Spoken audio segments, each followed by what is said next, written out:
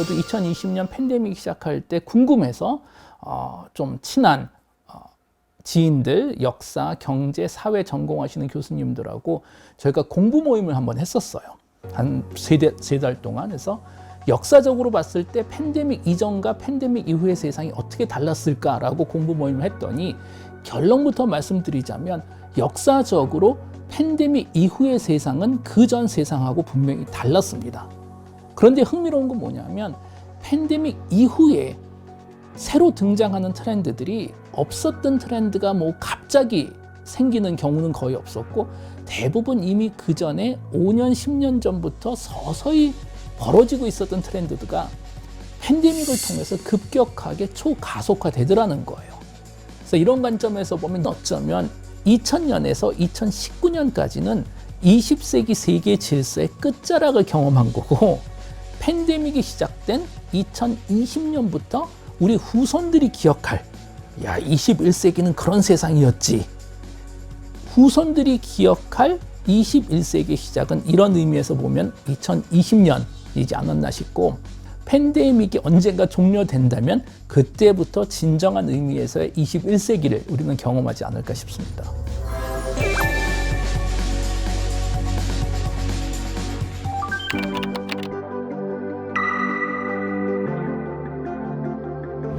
앞으로 미래 30년이 적어도 상대적으로 지난 30년하고 비교해 봤을 때는 훨씬 더 불확실성하고 더 큰 위기가 있는 세상이 아닐까라고 가설을 한번 해볼 수 있다는 거죠. 그 이유는 뭐냐면 1990년도부터 2019년까지 한 30년이죠. 어떻게 보면 인류 역사상 가장 평화롭고 행복한 시간이었다는 거예요. 90년도 말 그리고 1990년도 초반을 기반으로 동유럽, 소련이 무너지고 세상은 그 다음부터 세계화의 시대를 우리는 경험했잖아요. 우리가 원하는 모든 국가에 대부분 국가에 우리가 갈 수 있었잖아요. 전 세계인들이 하나의 시장에 같이 일을 했었던 시대를 우리는 경험했기 때문에 그런 시대가 영원히 갈 거라고 생각을 했죠. 그런데 이제 보면 세상이 어떻게 보면 다시 정상화되고 있다라고 부를 수 있습니다. 그 이유는 뭐냐면 지난 30년 동안은 비정상적인 세상이었어요. 이렇게 평화롭지 않았거든요, 인류 역사이. 이제 세상은 다시 정상화되고 있어서 이제 다시 세상 곳곳에 국경선들이 경계가 높아지기 시작하고 포퓰리즘이 강해지기 시작하고 비슷한 수준의 글로벌 팬데믹을 한 5, 6년에 한 번씩 앞으로 경험할 거라는 거예요. 더구나 새로운 기술들이 도입되고 있습니다. 인공지능, 인류 역사상 지금까지 지능을 가진 존재는 인간만 있었는데 인간이 아닌 다른 존재가 지능을 가지기 시작하고 또 지난 30만 년 동안 아날로그 현실에서만 인간은 살았는데 갑자기 메타버스라는 디지털 현실의 또 하나의 세상을 만들기 시작한다는 거예요. 그리고 이 모든 문제 위에는 더 큰 문제가 우리를 하나 기다리고 있죠. 기후변화라는, 지구온난화라는 이 문제를 해결하지 못하면 다른 문제를 다 해결해도 아무 의미가 없다는 거잖아요. 그렇죠? 이런 관점에서 보면 적어도 앞으로 우리가 경험할 30년은 정확한 예측은 어렵겠지만 과거 30년보다는 훨씬 더 불확실성이 많은 세상이 되지 않을까라고 우리가 짐작해 볼 수 있고 제가 가진 메타버스의 생각은 거기서 시작이 됩니다.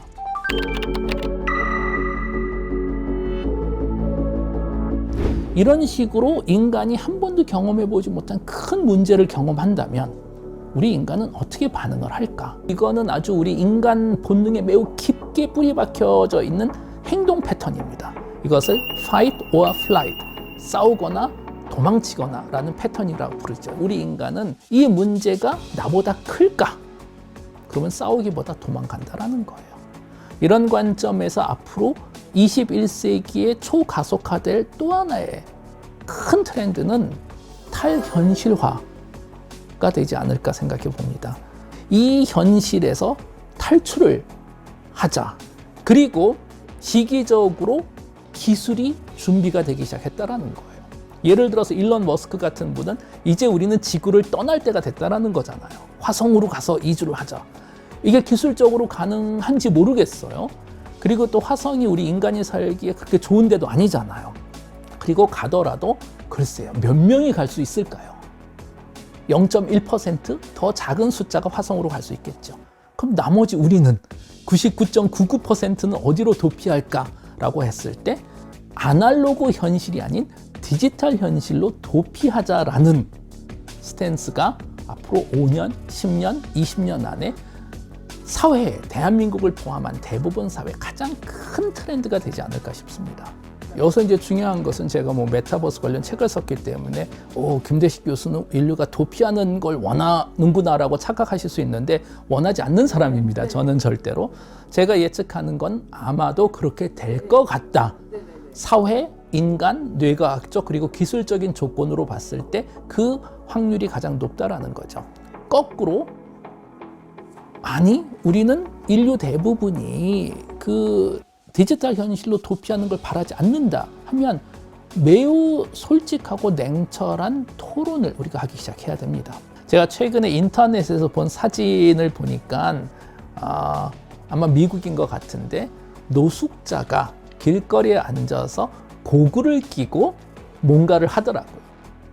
그분이 뭘 경험하는지는 모르겠지만 그 그림이 보여주는 디스토피아 미래는 현실에서 집이 없고 직장이 없고 길거리에 나가게 된 분이 사실은 그 상황을 본인이 개선하고 뭔가 사회에 요구하거나 본인이 직접 개선하거나 아날로그적으로 그 문제를 해결해야 되는데 그 문제가 너무 크다 보니 마치 마약같이 메타버스에 들어가서 길거리에서 노숙자지만 메타버스에서는 황제일 수 있잖아요.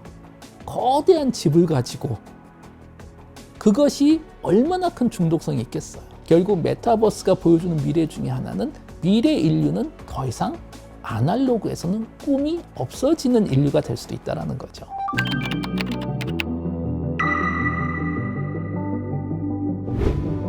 우선 첫 번째는 뭐냐면 메타버스는 누가 소유할 것인가에 대해서 우리가 고민을 해야 됩니다.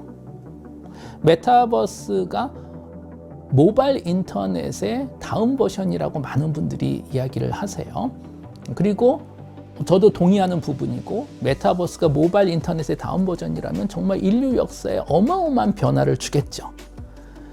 1990년도 전에는 인터넷이라는 게 없었잖아요. 보편화된 인터넷은 우리 인간은 100% 아날로그 인생을 살았었습니다. 30만 년 동안 1990년도부터 월드와이드 웹이 등장하고 데스크톱 인터넷이 등장하고 나서 우리에겐 새로운 가능성이 주어졌어요. 잘 아시겠지만 아날로그 현실에는 몇 가지 조건이 있습니다. 예를 들어서 아날로그 현실에서는 인간이 같은 시간에 두 곳의 장소에 있을 수가 없습니다. 예를 들어서 제가 지금 같은 시간에 대전에만 있을 수 있는 거죠. 동시에 대전 그리고 서울에 있는 건 불가능하죠. 두 번째 중요한 것은 뭐냐면 아날로그 현실에서 모든 경험은 내 몸이 있는 곳에서만 가능합니다. 지금 이 상황에서도 제 문 밖에서 일어나는 일은 제가 경험할 수가 없어요. 내 몸이 방 안에 있기 때문에. 세 번째, 아날로그 현실에서 몸은 하나입니다. 데스크톱 인터넷이 등장하면서 아주 우리는 충격적인 경험을 했는데 그건 뭐냐면 갑자기 몸과 경험이 분리된 거예요. 몸은 대한민국에 있는데 컴퓨터 화면을 통해서 유럽, 브라질, 미국 컨텐츠를 경험할 수가 있었죠. 그러나 몸은 묶여 있었습니다. 책상 앞에. 15년이 지나고 모바일 인터넷이 등장하면서 몸이 자유로워졌어요. 이제 우리가 이동하면서도 이런 경험을 할 수 있었죠. 그리고 이제 또 15년이 지나고 이제 인터넷이 또 한 번 진화를 하고 있다고 알려져 있고 또 한 번 진화하는 인터넷을 우리는 메타버스라고 부르기로 결정했습니다. 메타버스의 특징은 뭐냐면 이제 디지털 현실에 내 몸이 포함되기 시작하는 거예요. 또 중요한 것은 디지털 현실에서 내 몸이 여러 개일 수가 있다는 거예요. 부캐를 우리는 만들어 볼 수 있겠죠. 자, 그런데 중요한 것은 적어도 초기 인터넷은 소유자가 없었습니다. 인터넷을 개발한 건 미국 국방부였죠. 다파에서 개발했고 추후에 대학교 연구소에 기술을 이전했기 때문에 소유자 없이 컨트롤하는 누군가 없이 발전했고 팀 버너스리가 1990년도 초에 월드와이드 웹을 개발한 다음에 이것을 퍼블릭 도메인으로 열어줬잖아요. 그분이 그걸 특허냈다면 지금 저커버그보다 더 부자겠죠. 그분은 이걸 열어놨어요. 그런데 문제는 메타버스는 기업들이 만들고 있다는 거예요. 더 이상 사회적인 인프라가 아닙니다. 현재로서는. 그래서 우리가 중요한 질문을 해야 되는 것은 현재 기업들이 만들고 있는 디지털 현실, 그리고 미래의 인류가 살게 될 그 공간일 텐데 이것을 기업들이 컨트롤하는 것이 적절할까라는 질문을 지금 반드시 해야 되겠죠.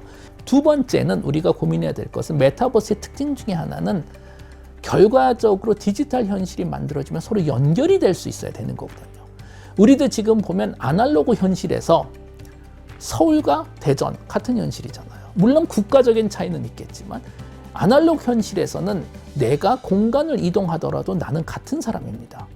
그런데 현재 메타버스에서는 우리가 앱을 바꾸거나 소프트웨어를 바꾸면 나의 정체성이 달라집니다. 그 안에선 서로 연결이 안 되기 때문에. 그래서 메타버스 안에서 연결된 세계관을 만드는 게 당연히 중요할 거고, 그런데 저는 가장 중요한 질문은 이거 같아요. 메타버스 현실에서 데이터를 소유하는 것은 누구일까? 인터넷 회사들이 발견한 건 뭐냐면 인터넷에서 소비자들이 그 네모난 화면 안에서 어디에 클릭하는지 마우스로 이것을 데이터만 모을 수 있다면 이 소비자의 선호도를 파악할 수 있다는 거잖아요. 그리고 우리는 우리의 선호도를 파악하는 시대에 이미 살고 있죠. 그런데 지금까지 인터넷 회사들이 선호도 파악에 사용했었던 것은 정확하게 보면 네모 반듯한 화면 또는 휴대폰 화면입니다. 우리가 컴퓨터 화면에서 마우스로 누르는 것을 가지고 또는 스마트폰에서 내 손가락으로 누르는 것을 가지고도 이 정도의 선호도를 측정이 가능하다면, 그리고 이 정도로 가짜 뉴스나 정치적인 편향성이 만들어질 수 있다면 10년, 20년 후에 메타버스가 만들어지고 대부분 사람들이 메타버스에서 생활을 한다라고 상상해 보죠. 3차원적인 세상에서 내가 걸어 다니고 물건을 보고 사람들하고 대화하고 시간을 보내고 이런 정보들을 측정하고 사용할 수 있다면 우리 인간의 선호도를 얼마나 더 정확하게 측정할 수 있겠어요? 현재 모바일 인터넷에서는 상상을 할 수 없을 정도로 정확한 측정이 가능해집니다. 수백, 수천 배 더 정확한 예측이 가능할 거라고 생각해요. 다시 말해서 지금보다 수백, 수천 배 더 정확한 광고가 가능해질 거고, 비슷하게 우리가 지금까지 걱정해왔던 필터 버블보다 훨씬 더 강력한 현실 버블 안에 우리는 둘러싸여 있을 거라는 거예요. 그리고 이 현실 버블은 물건 소비, 컨텐츠 성향뿐만이 아니고 정치적인 성향, 이데올로기적인 성향, 뉴스에 대한 성향 역시 필터 버블로 둘러싸여 있을 거기 때문에 현재 우리가 인터넷 세상에서 걱정하고 있는 가짜 뉴스 같은 문제가 수백 배, 수천 배 증폭될 수 있는 가능성이 충분히 있다는 거죠. 메타버스는 아직 존재하지 않습니다. 이제 막 시작을 했을 때 모바일 인터넷이 등장할 때 우리가 놓친 토론이 한 번 있었잖아요. 거기서 만들어지는 데이터를 누가 어떤 범위까지 어떤 권한으로 얼마 동안 모을 수 있을까, 수집하고 활용이 가능할까라는 토론을 안 하고 시작하다 보니 이런 세상에 살고 있는 거죠. 메타버스는 우리가 기회가 있습니다. 아직 만들어지지 않았기 때문에 훨씬 더 많은 가능성도 있지만 훨씬 더 큰 리스크도 있는 메타버스 안에서의 어떻게 보면 또 하나의 감시 자본주의, 더 큰 개념의 감시 자본주의가 가능해지는 메타버스에, 저는 메타버스 자체를 반대하는 사람은 아니에요. 상당히 많은 가능성도 있지만 메타버스에서 혜택이 사람들한테 대부분 돌아가야 되겠죠. 이 시스템을 우리가 지금 만들고 있기 때문에 초기 단계부터 개인의 데이터 보호 그리고 데이터 활용 방법을 우리가 처음부터 정할 수 있는 기회가 있고 그 기회는 꼭 써야 될 것 같습니다.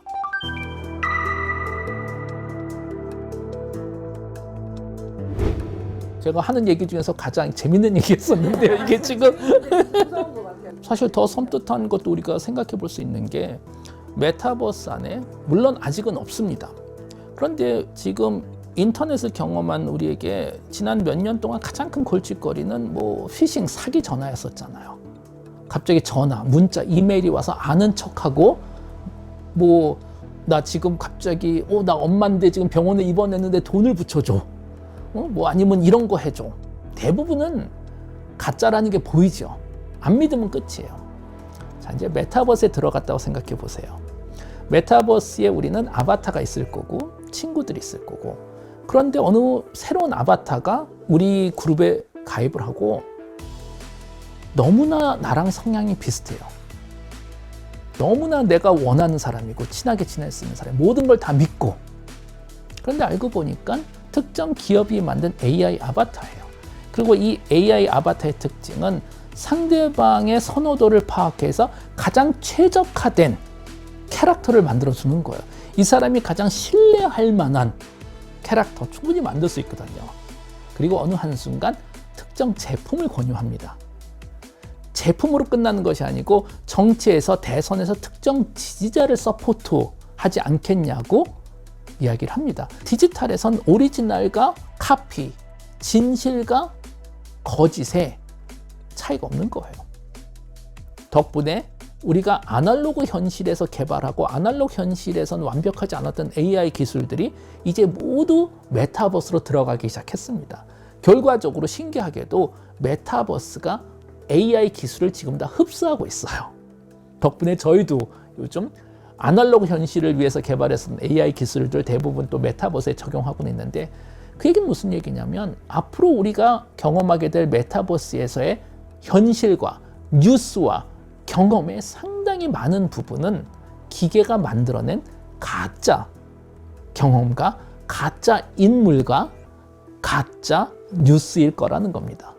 그리고 이것을 구별하기가 매우 어려워지지 않을까 싶습니다.